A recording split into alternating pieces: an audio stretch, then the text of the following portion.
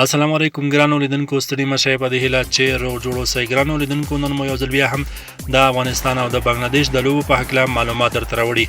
نو ویډیو را سره تر پای وګورئ او زموږ چینل هم در سره سبسکرایب کړئ.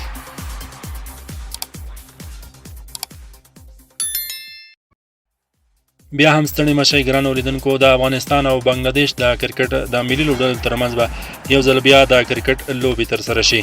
د افغانستان او بنګلادیش ترمنځ به په دغه لوبو کې د ټیسټ یو ورځنۍ یا هم 50 اوريزې او ورسره 20 اوريزې لوبې ترسره شي چې لومړی هغه د ټیسټ لوبه ده.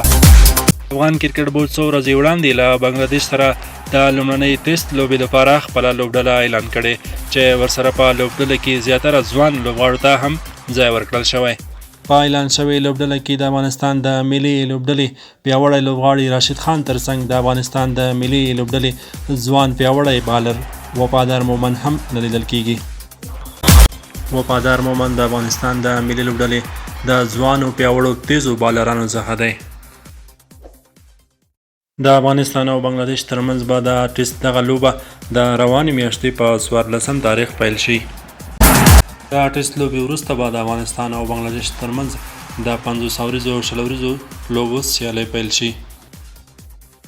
ګرانو لیدونکو دا و د افغانستان او بنګلادیش د لوبو په هکله معلومات. که ویډیو مو خوښه شوي ویډیو د سره لایک او چینل هم در سره سبسکرایب کړئ.